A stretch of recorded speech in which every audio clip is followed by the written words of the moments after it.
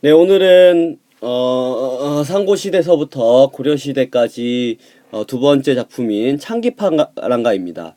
첫 번째 작품은 이제 고대가요 중에 과도기적인, 그러니까 원시 집단과 의해서 개인 서정시로 넘어가는 과도기 작품인 그 공무도화가였죠. 공무도화가를 다뤘다면 이번에는 향가 중에 가장 중요한 작품 중에 하나인 창기파랑가를 다루도록 하겠습니다.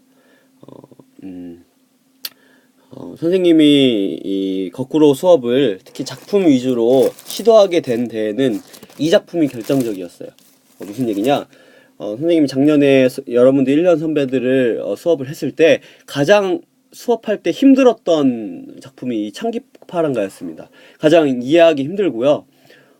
설명할 게 많고 2시간에 걸쳐서 반복해서 설명을 해도 잘 알아듣지 못하는 하지만 그렇게 이해를 하지 못하는 게 이해가 되는 그런 작품입니다. 그래서 좀 오늘은 전체적인 향가에 대한 설명도 좀 해야 되고요. 작품을 자세히 설명을 해야 되기 때문에 좀 깁니다. 그래서 여러분들이 잘 계획을 해서 잘라서 들으시고요. 또 이해가 안 되는 부분은 반복해서 들어보고 그래도 이해가 안 된다. 그러면은 여러분들이 그 블럭 시간에 선생님에게 개인적으로 좀 질문을 좀 해주셨으면 좋겠습니다. 향가는 또 중요한 갈래이기도 하고요. 그렇기 때문에 좀 잘 알아둘 필요가 있습니다. 먼저 이 참 기파랑가라고 하는 작품이 이제 어떤 작품이라면 찬양하는 거예요. 기파랑이라고 하는 화랑을 찬양하는 노래입니다. 그래서 기파랑이라고 하는 화랑의 고결한 인격을 노래한 향가입니다. 그래서 시어의 상징적 의미와 19채 향가의 특성을 잘 알아보면 됩니다. 그래서 고도의 상징성을 띠고 있으며 순고미를 잘 표현하고 있는 작품이에요. 이 미적 범주에 대해서도 좀 설명을 하면 참 좋을 것 같은데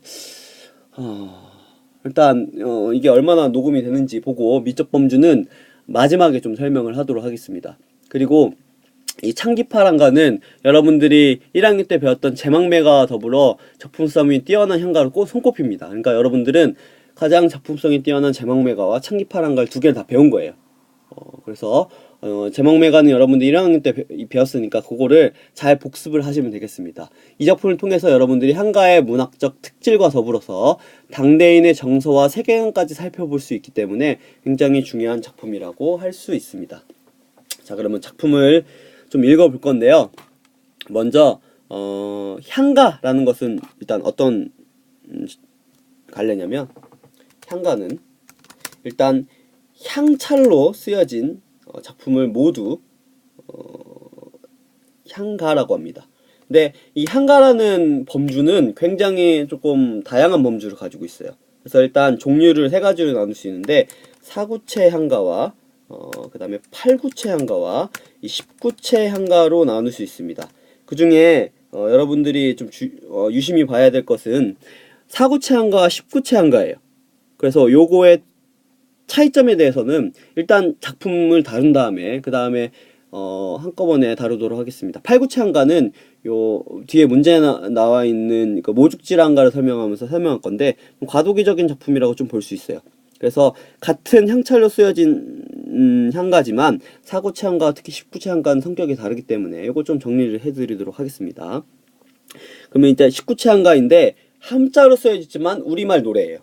그래서 먼저 한자를 먼저 읽어본 다음에 그 다음에 중세 국어로 된 걸 읽어본 다음에 현대어 풀이를 읽어보도록 하겠습니다. 자, 그러면 좀 확대를 해서 보겠습니다. 자, 확대 창기파랑가. 자, 일단 요거부터 봅시다. 요거 전혀 읽을 수가 없죠. 요거를 일단 음을 좀 적어 드리도록 하겠습니다. 자, 열, 오, 이, 첨이. 자, 사은, 월라리.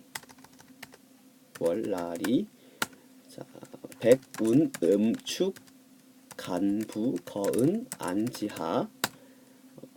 그 다음에 사시, 팔른, 은정리, 아중. 기랑, 의, 모사, 수사. 이렇게 하면 1구에서 5구까지 했죠. 이렇게 하면 이제 세 개로 나눌 수 있는데요. 19체 한가는 첫 번째 부분 기, 이제 시상이 일어나는 부분이라고 할 수 있습니다. 그 다음에 두 번째 부분은요. 일오천리 질적 오희, 낭야 지이 지여 사오은, 신미 제질 힐축 내량제입니다. 6구에서 8구까지죠. 자, 그 다음에 마지막 아야 백사질 지차고 지호 설시 모동 내호시 화판야 이렇게 끝나는 겁니다. 자, 맞나 좀 확인을 해볼까요? 넷, 다여, 일곱, 여덟. 제가 맞게 됐네요. 자, 향찰은 여러분들 1학년 때도 국어사 배우면서 봤겠지만 훈독과 음독 부분을 나눌 수 있죠. 그래서 실질 형태소는 훈독을 하고요. 그 다음에 형식 형태소는 음독을 한다 그랬죠. 근데 그거까지 여러분들 다루면 너무 길어지기 때문에 일단 이렇게 읽는다 정도만 알아두시면 될 것 같습니다. 자, 그러면 이렇게 읽는데 요거를 중세국어로 읽으면 어떻게 되느냐? 자, 이거는 김한진 해독입니다. 향가는 굉장히 사람들이 어떻게 해석하느냐에 따라서 이렇게 요런 본도 있고요. 뭐 양주동 해석도 있고 뭐 여러 가지 해석이 있는데 그 중에 교과서에서는 김한진 해독을 선택했습니다. 그래서 좀 읽어보겠습니다. 늦겨곰 바람에 이슬 발간 다라리 hen 구름 조초 떠난 언절에 모리 가란 물서리 여해 기랑의 즈지 오이시 수프리야 이로나린 죄벽기 낭여 디디더 시온 마자메 가잘 존나라저 아야 자진가지 노포 눈이 모달 두풀 고까리여 라고 나와 있습니다. 전혀 뭔지 알 수가 없죠. 그러면 우리는 고등학생이기 때문에 현대어풀이를 바로 보도록 하겠습니다. 자, 무슨 뜻이냐? 자, 흐느끼며 바라보매 이슬 밝힌 달이 흰 구름 따라 떠간 언저리에 모래 가른 물가에 기랑의 모습 이옷이 수풀이여 이론의 자갈벌에 낭이 지니시던 마음의 갓을 좁고 있노라. 잣나무 가진 높아 눈이라도 덮지 못할 고깔이여. 이렇게 되어 있습니다. 어렵죠. 자,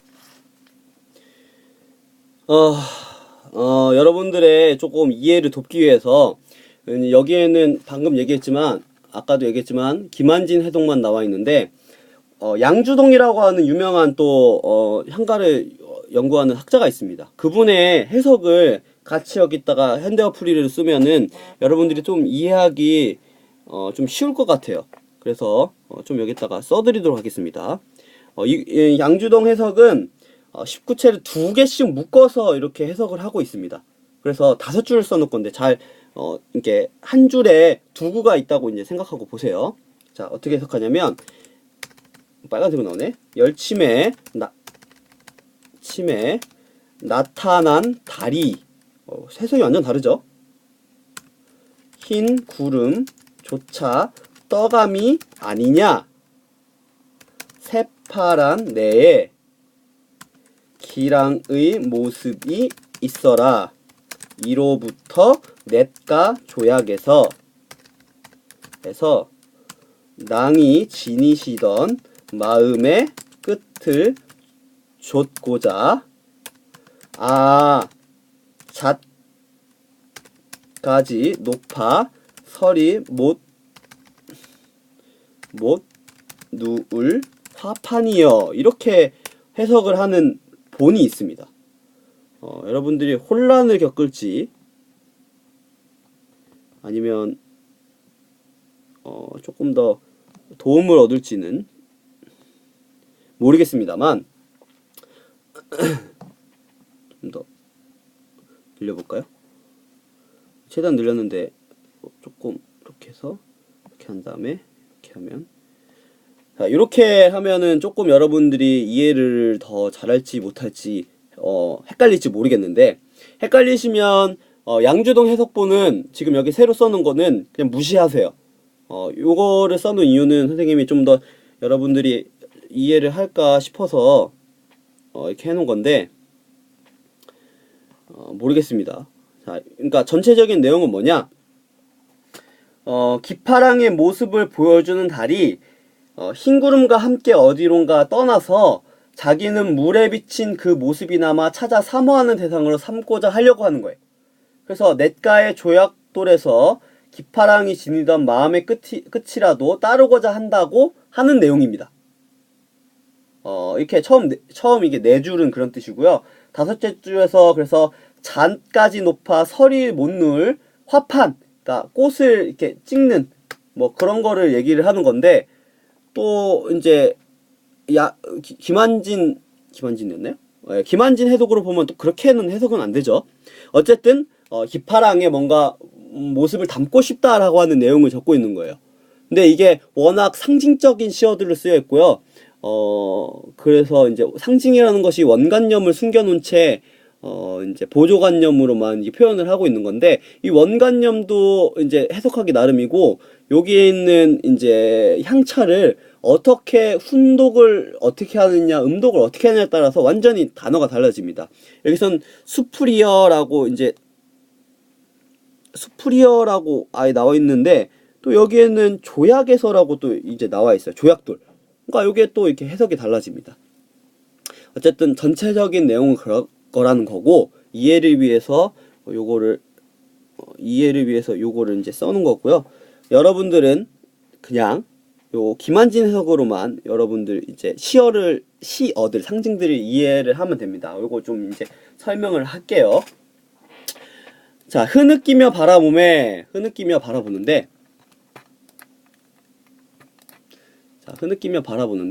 뭘 바라보느냐? 이슬 밝힌 달, 달을 바라봅니다. 이 달은 여기서 뭐를 상징하느냐? 달은 기파랑의 고매한 인품을 상징합니다. 인품을 상징하는데, 안 보니까 빨간색으로 할게요. 자, 근데 이 인품은 더 이상 이제 볼 수가 없어요. 사자가 직접 볼 수 없으며 상상을 통해서만 접근할 수 있는 대상이에요. 왜? 다음 행에 나와 있습니다. 달이 흰 구름을 따라 떠나갔기 때문에 지금 볼 수 없는 거예요. 그러니까 기파랑은 지금 존재하지 않고 뭔가 이미 세상을 떠났다든지 그런 거라고 이제 알 수 있죠. 그래서 화자가 지금 어디 서 있냐면, 물론 양주동 해석에서 보면은 1호 여기 이제 여기는 1호 내 자갈벌이라고 이제 해석을 했지만, 양주동 해석은 그냥 이게 그냥 내라고 이제 해석을 했는데, 이제 김한진 해석을 보면은, 자, 화자가 있는 공간은 어디냐? 1호 냇가에 어디냐면 1호 냇가에 자갈벌에 있는 거예요. 자갈벌에 서서 이렇게 하면 좀 되죠? 1호 냇가에 서서 이제 기파랑을 이제 생각을 하고 있는 거예요.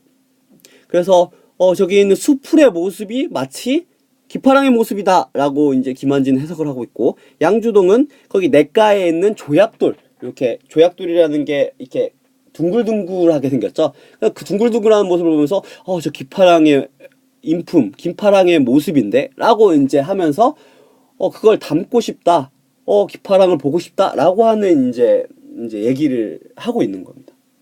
자, 그래서 1구부터 5구까지는 하나, 둘, 셋, 넷, 다섯, 1구부터 5구까지는 무슨 내용을 얘기하는 거냐? 기파랑의 모습을 생각하는 겁니다. 기파랑의 모습을 생각함. 자, 여기다 적어드릴게요. 까만색으로, 파란색으로 적어드릴게요. 자, 1에서 5구까지의 내용은 뭐냐? 기파랑의 모습을 생각함이라고 볼 수 있습니다. 빨간색을 해야 잘 모르겠네요. 1구부터 5구까지 이런 내용입니다. 자, 그래서 기파랑의 모습을 생각을 하면서, 그래서 어떻게 하느냐? 낭이 지니신 1호 냇가의 그런 이제 수풀이나 또는 그 조약들을 보면서 낭이 지니신 마음의 갓, 마음의 끝이라도 따르고 싶다라고 하는 내용이 나와 있어요. 여기다 적어드리면 기파랑의 고매한 인품을 본받고 싶어 함이라는 내용이 이제 나와 있는 겁니다. 어디서? 자, 6에서 8구까지 6에서 8구까지 이런 내용이 나와 있는 겁니다. 이건 파란색으로 할게요. 어디 부분? 자, 여기 부분. 자, 고매한 인품을 이제 담고 싶어 하는 겁니다. 자, 어디로 보면 알 수 있어요? 확대해 볼게요. 자, 어디 부분을 보면 이제 여러분들이 이제 요거 현대어풀이를 보면서 이제 알 수 있죠. 이게 1에서 5고 여기인데, 자, 마음의 끝이라도 쫓고 싶다라고 나오는 있죠. 자갈벌에서 보면서 이제 그런 걸 생각을 하는 겁니다. 자, 요걸 통해서 기파랑의 모습, 달 또는 물가의 수풀 뭐 이런 모습을 이제 보고 있는 거고요. 그래서 아야라고 하면서 요게 이제 나중에 시조에서도 이제 보이는 이제 모습인데, 시상을 집약하는 겁니다. 19채 한가의 낙구예요. 시조에서도 이런 부분이 나와 있죠. 자지까지라고 나와 있는데, 잣나무까지는 어떤 거냐? 뒤에 눈 같은 눈은 이제 눈은 자, 잣나무 가지가 나와 있고요. 그 다음에 눈이 나와 있는데, 눈은 시련과 역경을 얘기하죠. 근데 이런 시련과 역경이 덮어도 덮지 못할 잣나무까지, 즉 기파랑의 곧고 높은 지조를 얘기할 수 있습니다. 왜? 이 고난과 역경에도 굴하지 않는 게 잣나무 가지거든요. 그쵸? 아무리 눈이 몰아닥쳐도 잣나무까지는 푸르름을 유지하면서 꺾이지 않죠. 그렇기 때문에 곧고 높은 지조를 얘기하는 겁니다. 이렇게 정신이 없는데, 어렵기 때문에 좀 정신이 없어요. 그래서 요 두 가지는 대조되는 시어라고 할 수 있죠. 그래서 여기는 곡가리어라고 이게 나와 있는데, 곡가리라고 나와 있는데, 왜 곡가리냐면 하늘 높이 솟은 잣나무의 모양인 기파랑의 곡갈처럼 보이기 때문이에요. 물론 이제 이게 양주동 해석에서 화판, 꽃판으로 이제 해석을 하고 있지만, 뭐 어쨌든 똑같이 기파랑의 그런 고결한 이제 그런 지조를 상징하는 것은 어차피 마찬가지입니다. 이거 둘 다. 그리고 요 곡갈이라고 하는 것은 여기 그림에도 나와 있지만, 요 마치 머리에 쓴 곡갈 같이 보이기 때문에 이렇게 해석하고 있다라고 또 이제 얘기를 하고 있는 거죠. 복잡한데 결국은 뭘 얘기하는 거냐? 다시 얘기하지만 기파랑의 모습을 떠오르면서 그 고매한 인품을 본받고 싶다. 그래서 마지막에 감동하는 것까지. 자, 9구에서 10구는 여기 밑에다 쓸게요. 자, 9에서 10구는 뭐냐? 가파랑이 아니라 기파랑의 인품과 높은 뜻에 감동한다라는 이제 부분이라고 볼 수 있습니다. 감동하는 부분이라고 볼 수 있습니다.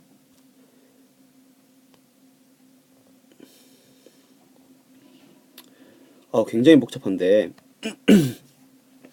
어쨌든 이거 하나하나 이야기는 쉽지 않아요. 선생님도 막 헷갈려요. 왜냐하면 굉장히 이런 상징적인 소재들을 쓰고 있고요. 그것의 원관념이 제대로 드러나 있지 않기 때문에 해석하기 나름이에요. 이거를 기파랑의 고매한, 달과 같은 게 기파랑의 고매한 인품으로 볼 수 있지만, 기파랑 그 자체로도 볼 수 있고요. 막 이렇게 수풀이야라고 나와있지만, 수풀이 도대체 왜 기파랑의 모습이지? 막 헷갈릴 수 있죠. 오히려 조각돌, 아까 했던 조약돌로 해석하는 게 오히려 그 부분은 좀 나은 것 같기도 하고요.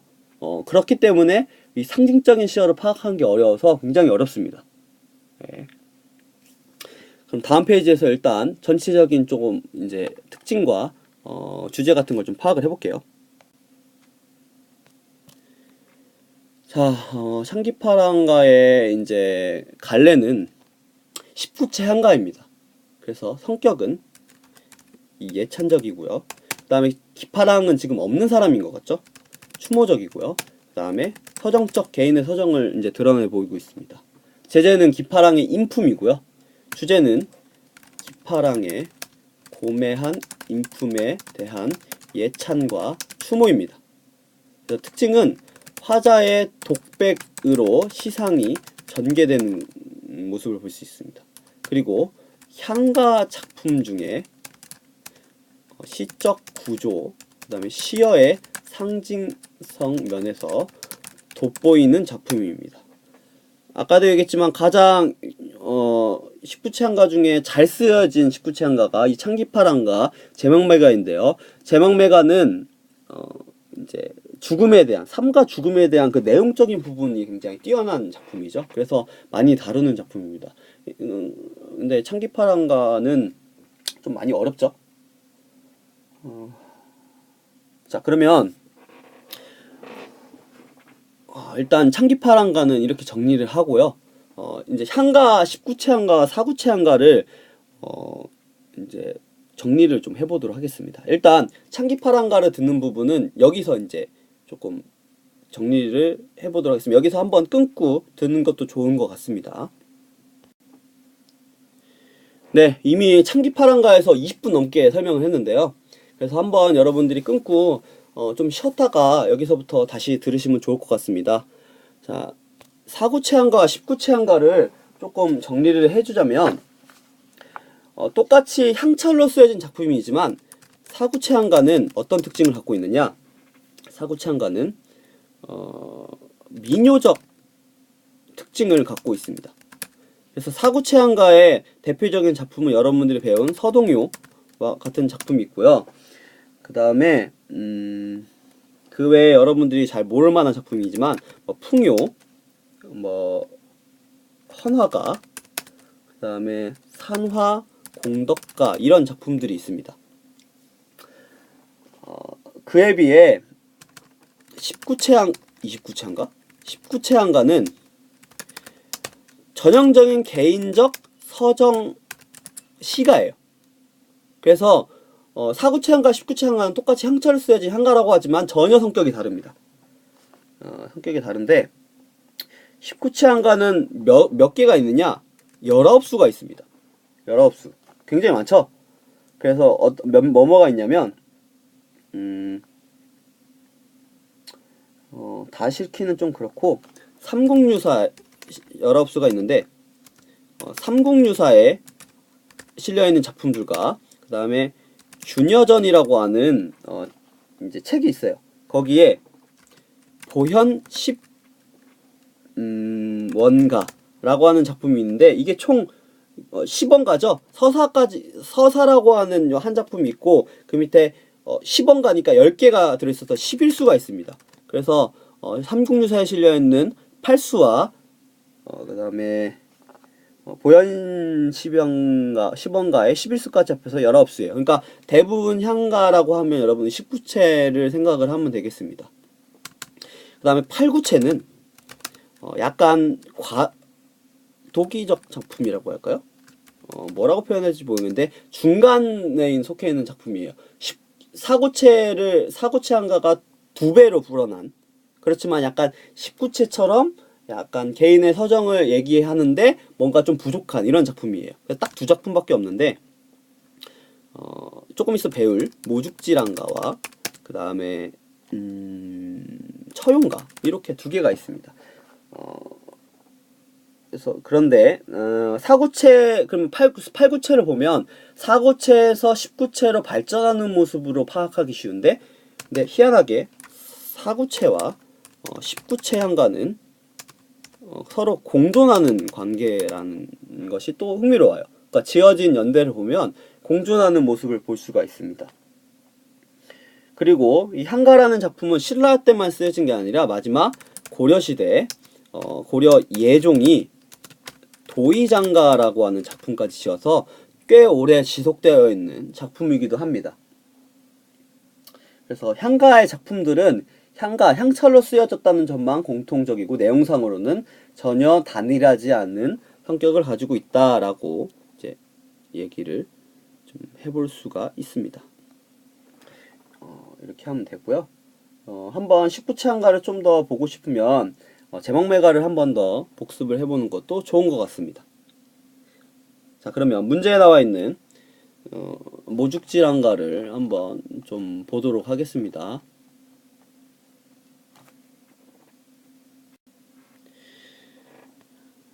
자, 모죽지랑가입니다. 모죽지랑가는 아까 몇 구체 한가라고 했죠? 8구체 한가죠? 여기는 또 희한하게 양주동 해독을 갖고 왔네요.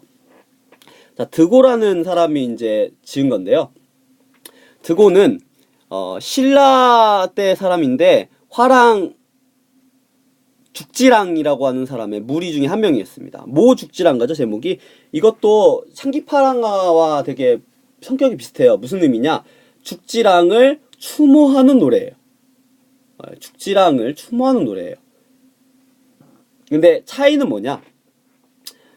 아까 창기파랑가는 지은이가 충담사죠. 충담사는 굉장히 공부를 많이 한 좀 이렇게 지식인층이었습니다. 그에 비해 드고는 조금 더 못 배운, 말하자면 못 배운 사람이에요. 그래서 19체를 지을 수 있는 좀 능력이 좀 부족한 사람입니다. 그래서 8, 9체에 불과한 약간 중간 정도의 이제 단계만 쓸 수밖에 없는 그런 작가예요. 그래서 읽어보면 알겠지만 조금 수준이 떨어집니다.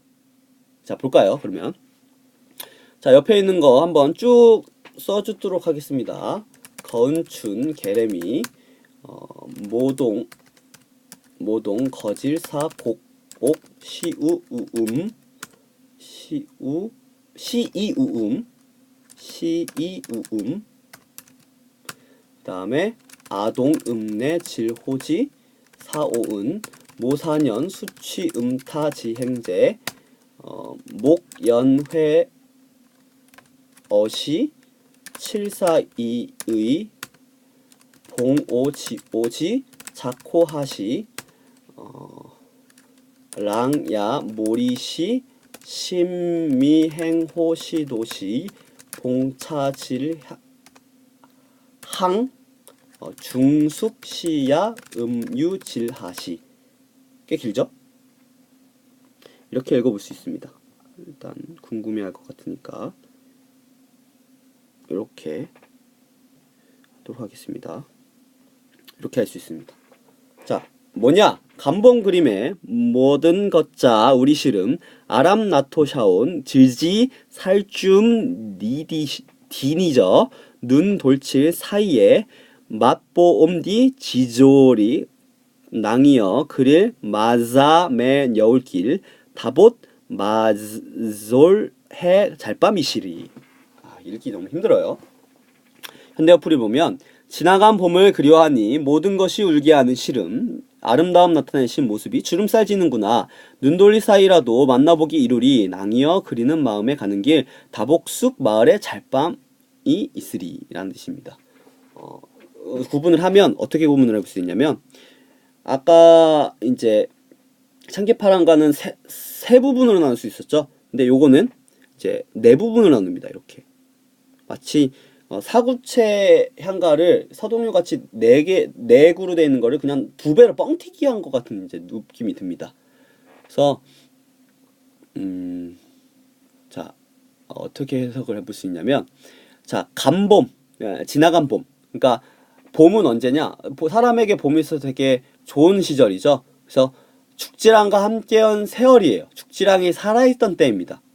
그래서 죽지랑이 살아있을 때 모든 것이 우리 시름, 모든 것이 울게 하는 시름. 그러니까 죽지랑을 그리워하는 마음에 세상 모든 것이 그의 죽음을 슬퍼하는 거예요. 좀 적어드릴까요? 그냥 말로만 하니까 좀 이제 잘 안 와닿는데. 자, 간 봄은 죽지랑이 살아 있을 때입니다. 그래서 모든 것이 우리 시름은, 자, 2구는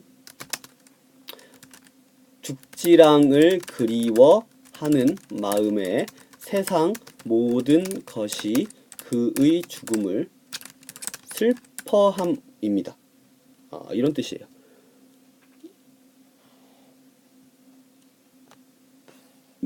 위에다가 좀 해볼까요? 자, 이렇게 이제 해석을 할 수 있어요. 그러면 1구, 2구는 뭐에 대한 뜻이에요? 사별에 대한 슬픔에 대한 거죠. 1구, 2구는 2구는 사별에 대한 슬픔입니다. 사별에 대한 슬픔이에요.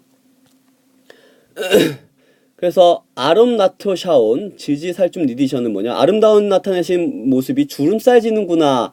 그러니까 이 3, 4구는 살아있을 때의 그런 모습을 뭔가 회상을 하는 거죠. 그래서 3, 4구는 죽지랑의 인품을 그러니까 인품이 어때요? 굉장히 아름다워요. 그런데 늙음에 대한 한탄도 있죠. 이런 분들이 늙다니. 그래서 인생무상이 드러나 보입니다. 그래서 이거를 다시 표현하자면 죽지랑의 모습을 회상하는 부분이라고 할 수 있습니다.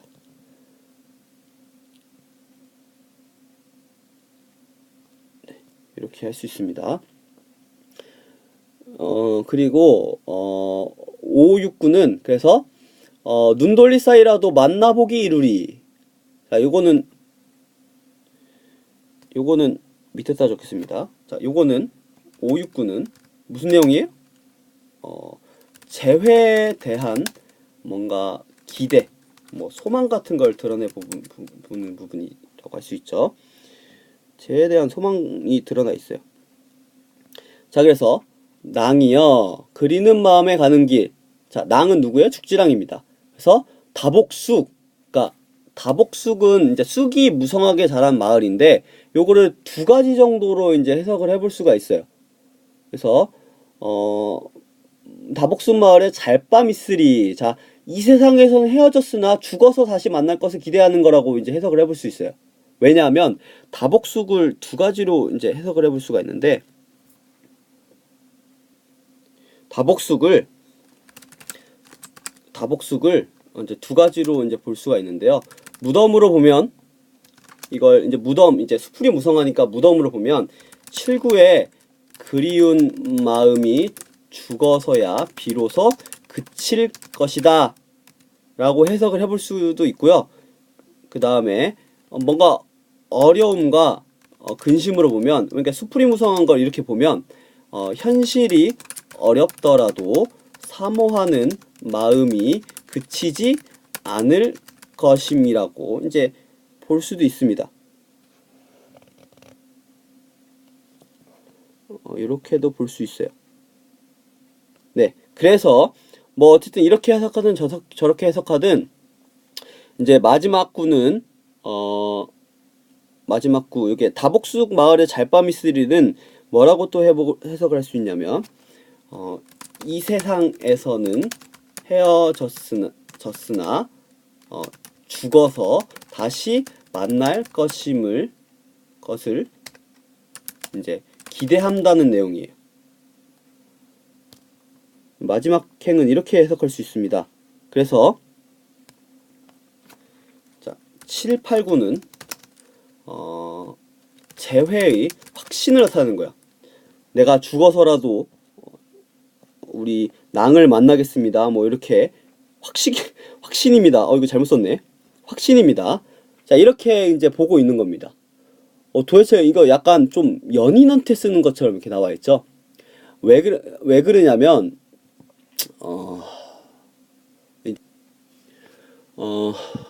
드고라는 사람이 죽지랑을 모시다가 갑자기 열흘간 나오지 않았어요. 그래서 죽지랑이 이제 더 신분이 높은 사람이니까 그 드고의 어머니를 불러서 연유를 물어봤어요. 그랬더니 어머니가 모량리라고 하는 곳에 이제 익선 아간이라는 사람이 급히 부산성에 창고지를 임명한 거예요. 그래서 인사도 모두 잡죽고 떠나게 되었습니다. 그래서 죽지랑이 드고를 이제 위로하기 위해서 이제 일하러 간 거니까 떡과 술을 가지고 드고를 불렀는데 그래서 그 술과 떡을 먹이고요. 익선에게 이제 휴가를 주어서 함께 돌아갈 것을 청했으나 익선이 이제 허락을 하지 않은 겁니다. 그래서 그 옆에 있던 어떤 이제 사리라고 하는 이제 직분을 가진 간진이라는 사람이 세금으로 곡식을 30석을 거두어서 성중에 돌아다니다가 이 죽지랑이 이게 아끼는 인품이 너무 아름다워서 익선의 융통성 없음을 되게 못마땅히 여겨서 곡식 30석을 주고 낭의 청을 허락해가지고 청했어요. 근데 익선이라는 사람이 듣지 않았습니다. 그러니까 세금으로 거둔 걸 줬는데도 이제 안 한 거예요. 그래서 말과 안장까지 주자 드고를 놓아준 겁니다. 그러니까 자기가 이제 이 신분이 낮아서 시키는 대로 해야 되는데 이제 이게 죽지랑이 이제 자기를 구해준 거죠. 그래서 이러한 이제 은혜를 입어서 죽지랑을 사모해서 이 노래를 지었다고 삼국유사에 나와 있습니다. 근데 물론 이제 요 의견이 분분한 게 과연 이 작품이 죽지랑이 죽은 다음에 쓰여졌는가 라는 데에서는 조금 의문이 있어요. 죽기 전에 쓰여지면 전혀 해석이 달라지기 때문이죠. 근데 언제 쓰여지는지는 알 수가 없습니다. 자, 창기파랑과 좀 비교를 해보자면 표현 방식만 일단 얘기를 해보자면 창기파랑과는 기파랑의 인품을 자연물에 비유해서 표현을 했죠. 그에 비해 모죽지랑과는 시간의 흐름에 따라 죽지랑의 모습을 떠올리면서 과거, 그 다음에 지금 그리워하는 현재, 그 다음에 미래에 죽어서라도 만날 거라는 그런 미래의 모습까지 과거, 현재, 미래의 시간적 순서에 따라서 시상을 전개하면서 추모의 정을 극대화하고 지나간 봄, 다복숭 마을과 같은 비유적 표현을 쓴 겁니다. 조금 더 고급스러운 거는 창기파랑과죠. 길었는데 마지막으로 정리를 하고 마치도록 하겠습니다. 창기파랑과의 핵심 정리를 좀 해보자면 갈래는 팔구체한가라고 얘기했죠. 성격은 추모적, 찬양적, 서정적입니다. 그래서 제재는 당연히 죽지랑이고요. 주제는 죽지랑의 인품에 대한 사모와 그에 대한 추모입니다. 물론 살아있을 때 쓰였다라고 하면 추모 부분은 좀 빠질 수도 있겠죠. 특징은 화랑의 세계를 보여주는 작품입니다. 그리고 주술성이 없는 정말 순수 서정시예요. 그래서 대상에 대한 추모의 정이 극진합니다. 이렇게 극진요? 뭐 여자 사랑하는 여자한테도 이렇게 쓸 수 있을까요? 뭐 이런 정도의 작품이라고 할 수 있습니다. 굉장히 길었습니다. 짧은 작품으로 볼 수 있는데 막 선생님도 사실 잘 와닿지 않아요. 그러니까 특히 창기파랑과는 왜냐하면 그 신라 시대 사람들의 그러한 뭔가 정서와 세계관을 표현한 그것도 극도의 표현으로 쓴 작품이기 때문에 거기다가 향찰로 쓰여졌죠. 그러니까 이거를 어떻게 해석하느냐에 따라서 좀 뜻도 달라지고 이래서 참 선생님도 이해하기 힘든 작품이라 여러분들도 참 어려웠을 거라 생각을 해요. 그래서 이렇게 시간도 길어지고 여러분들 듣는 것 자체만으로도 힘든 이런 작품인데 많이 고생하셨습니다. 그래서 여러분들 잘 이렇게 잘라서 들으시고 그다음에 좀 다시 한번 들어보시고 이해 안 되는 부분은 그래도 이해가 안 되면 선생님과 함께 한번 탐구를 해보는 식으로 해보면 좋을 것 같아요. 학습 활동을 풀 수 있는 거 위주로 여러분들이 좀 이해를 하셨으면 좋겠고요. 그러면 학습 활동이 시어의 상시적 의미를 찾아보고 그다음에 그에 따른 화자의 태도, 그다음에 사회적 상황, 식구체한가의 특징 요런 거가 이제 나와 있는데 그런 거를 좀 살펴보면 좋을 것 같아요. 문제를 좀 살펴보니까 좀 설명을 좀 더 해보자면 다시 한번 해보자면 구구 첫머리 아야 요거의 역할 요거 다시 한번 여러분들 살짝 언급만 하고 넘어갔는데 낙구라고 얘기했죠. 시조랑 비슷합니다. 그거 생각을 하시고요. 19차 한가의 형식적 특징, 이런 부분 시조랑 비슷하거든요. 그거 여러분들 1학년 때 배웠던 거 다시 떠올리면서 하면 충분히 이제 해결을 할 수 있으리라고 봅니다. 여기까지 하겠습니다.